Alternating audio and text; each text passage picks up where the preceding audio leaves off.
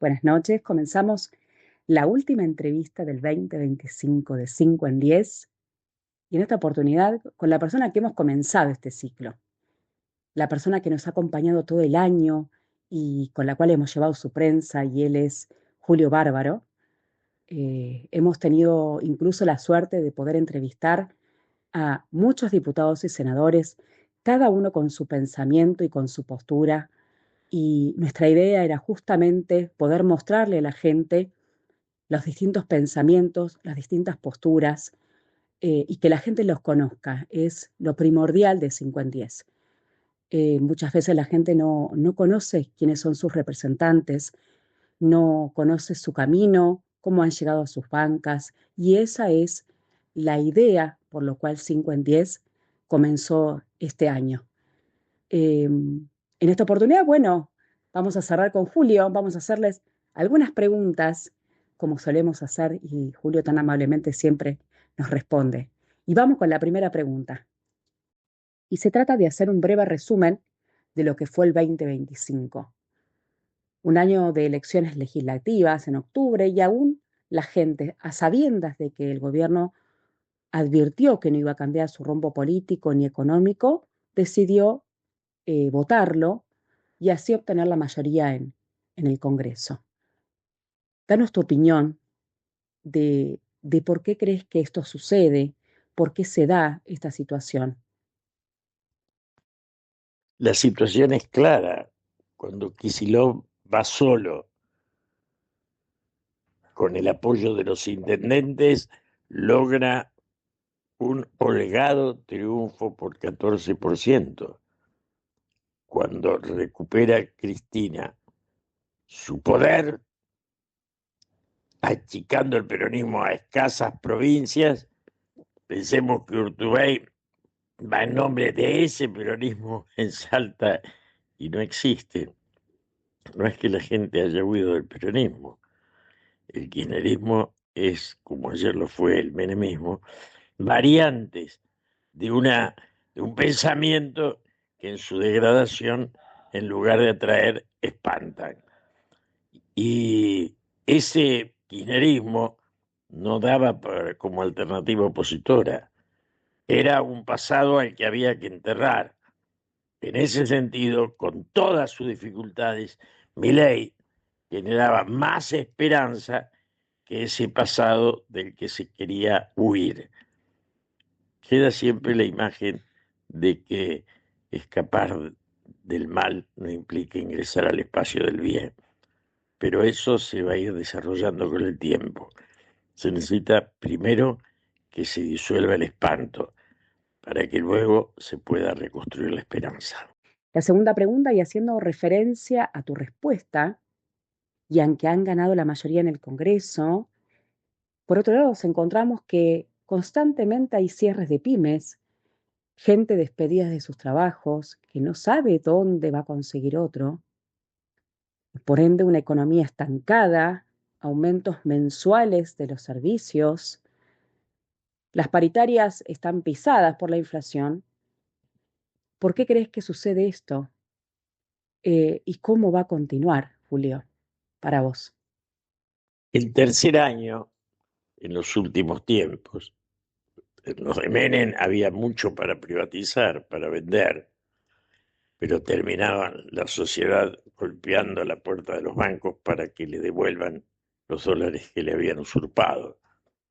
Luego vino el endeudamiento de Macri y el de los Kirchner, que fue discutible, y el desastre de Alberto Fernández.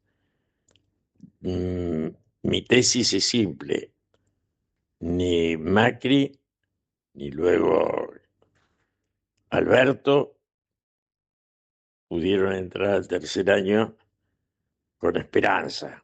Fue el tiempo de su decadencia y de la expresión de que no habría jamás una reelección. Estos son mucho más rápidos en su destrucción y más velozmente, en lugar de enfrentar una oposición que no existe, lo van a hacer como de la Rúa a un pueblo que se cansa en un momento de sufrir y termina enfrentándolos él. No tener oposición no implica tener el futuro asegurado, sino por el contrario, terminar enfrentándose con lo más profundo, que es la sociedad y su sufrimiento y su dolor. Esa sociedad que día a día va achicando su esperanza más allá de algunas oportunistas encuestas que aparecen y de algunos números del Estado que son absolutamente falaces. Con respecto a tu respuesta, Julio, justamente a la decadencia del tercer año y nosotros que siempre estamos en la calle haciendo nuestra labor y vemos familias enteras y cada vez más que se encuentran en situación de calle, incluso quien logra hoy tener su puesto de trabajo se encuentra por debajo de la línea de pobreza, por lo cual recurren a otros medios, Uber, Rappi, Pedido Ya, para poder hacer alguna diferencia y poder llegar a fin de mes. Danos tu opinión sobre este tema. La cantidad de gente que sufre cotidianamente su caída, aún teniendo trabajo, es atroz y desnuda que el objetivo del gobierno es más la economía de los grandes grupos que las necesidades de los trabajadores y de los humildes. Este proceso lento de destrucción de la integración social va a llegar a un punto que va a engendrar la rebeldía.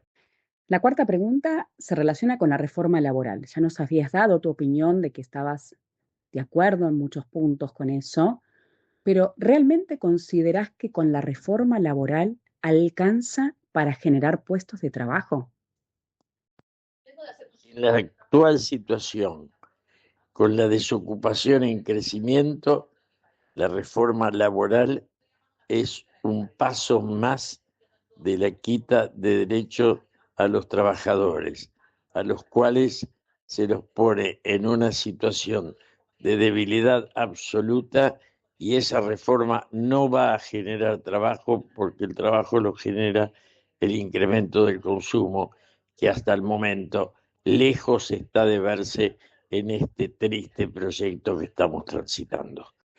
Julio, vamos con la última pregunta y bueno, no queremos dejar de agradecerte que nos hayas enviado las respuestas y por otro lado, agradecerte muchísimo por este año que trabajar con vos es un placer enorme. Bueno, la pregunta está relacionada un poco a hacer un resumen de lo que veníamos hablando, ¿no? Y si considerás que llegaremos a las próximas elecciones con una oposición a este gobierno que para que la gente no siga votando a un gobierno que lo empobrece, pero con tal de no votar lo anterior, prefiere vivir esa situación. La pregunta es importante. Creo que las alternativas opositoras siempre surgen, que la sociedad genera sus propias alternativas, y cierro diciendo que estoy convencido, absolutamente convencido, que mi ley no fue el primer paso de lo nuevo, sino el último y peor escalón de la decadencia de nuestra sociedad, que lleva ya 50 años sin alternativa. Hace 50 años éramos una sociedad integrada.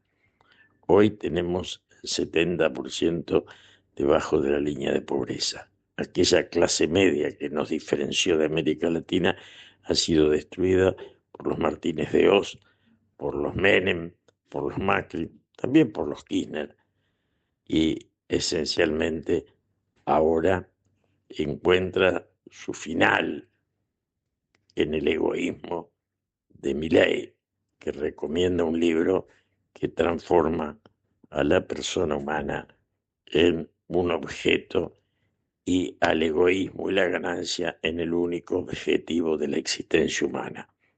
Nunca perversión tal fue instalada en una sociedad, y esa es hoy la raíz, el eje de la nuestra. Milei termina siendo ya lo peor que nos pasó en la vida.